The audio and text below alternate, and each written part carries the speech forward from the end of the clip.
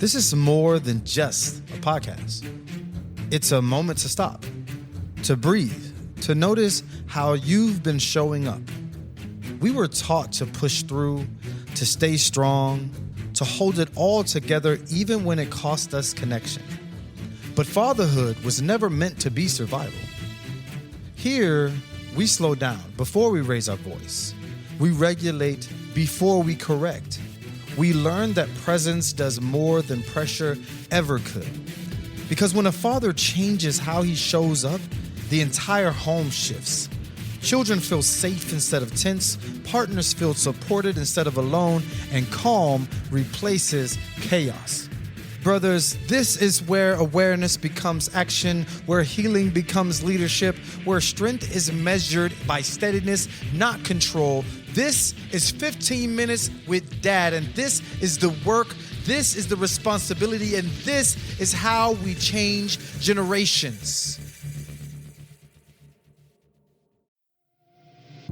Welcome back to another episode of 15 Minutes with Dad. Today, we are starting a new series. I'm your host, Lirec Williams, and I'll be honest, this one hits close to home. This series is called Fatherhood While Healing, because there are moments in life where the version of the future you imagined changes.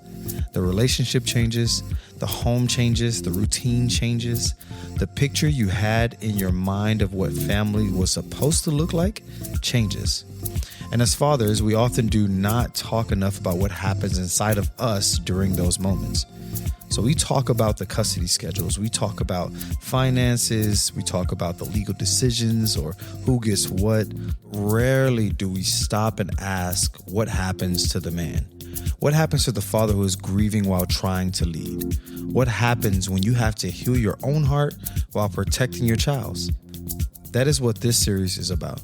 Because separation may change your family structure, but it does not remove your impact as a father. One of the hardest parts about separation is not only losing the relationship, it's losing the future you thought you were building. The family dinners, the traditions, the everyday moments, the simple things you didn't realize carried so much meaning until they changed. And for a lot of fathers, there is a silent grief attached to that. A grief we don't always give ourselves permission to feel. Because many men were raised with messages like stay strong, keep moving, don't let it bother you, handle your responsibilities. And yes, responsibilities matter. Your children still need you. Your bills still exist. Life continues moving. But ignoring pain is not the same thing as healing.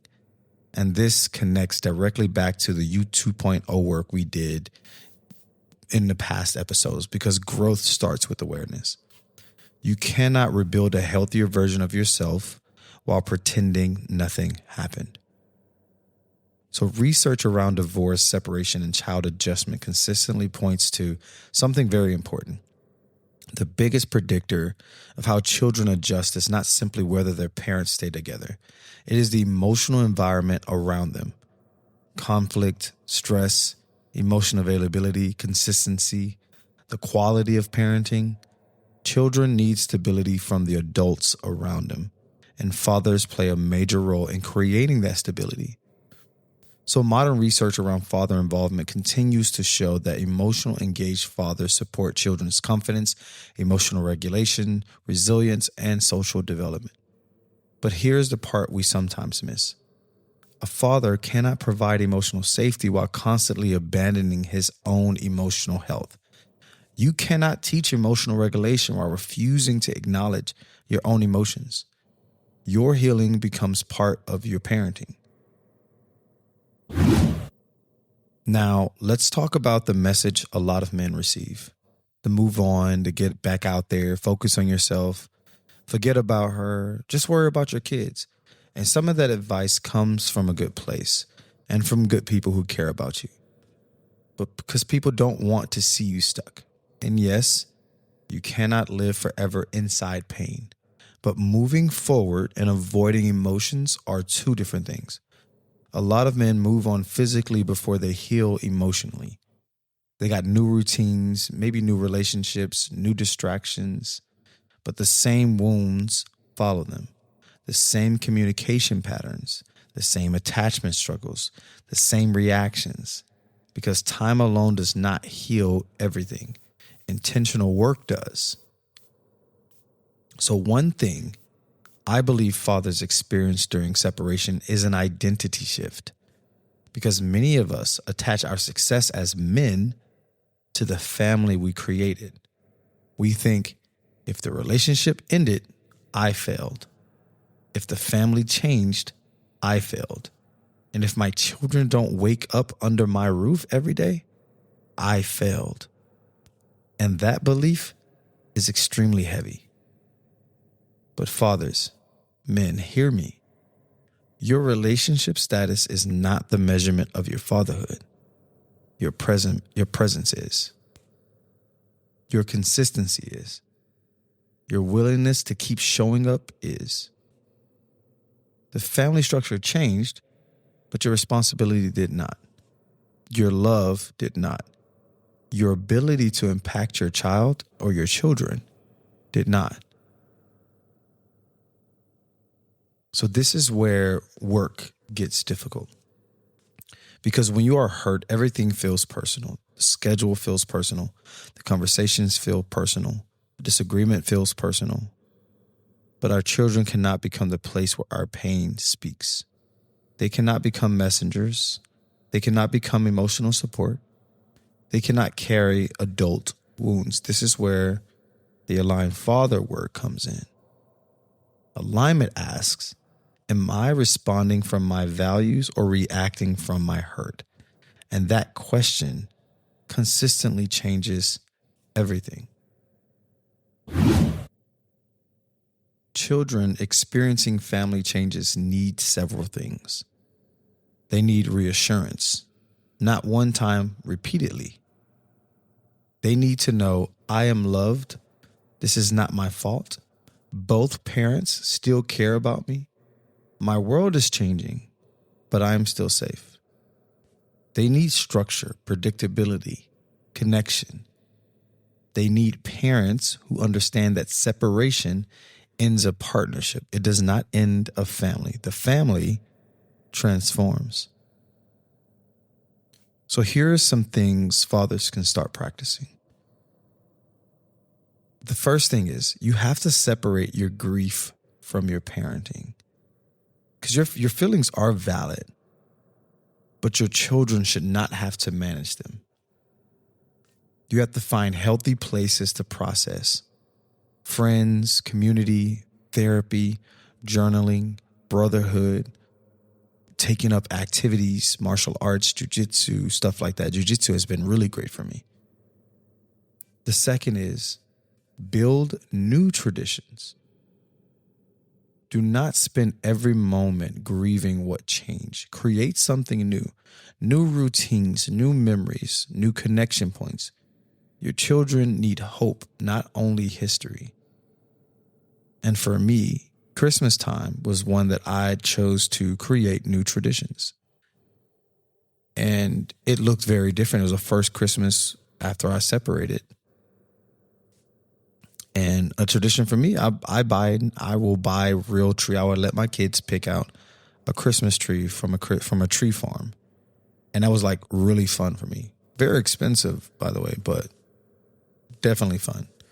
And we decorated that night. It was so awesome. I drove home with the tree on top of my car for the first time ever in my life. And it was so awesome. It was so fun to experience that. My daughter helped. My son helped.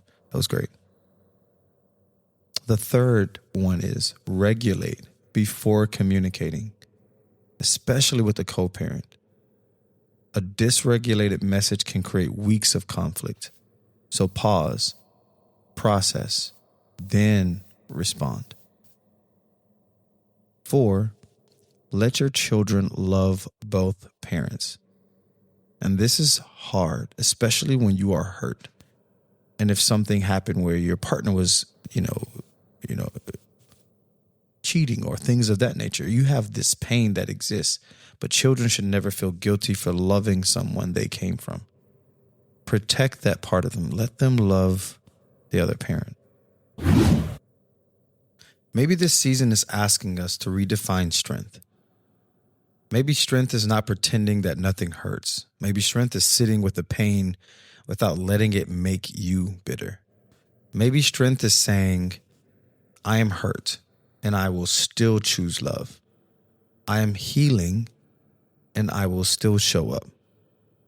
I lost something. I lost everything, but I will not lose myself.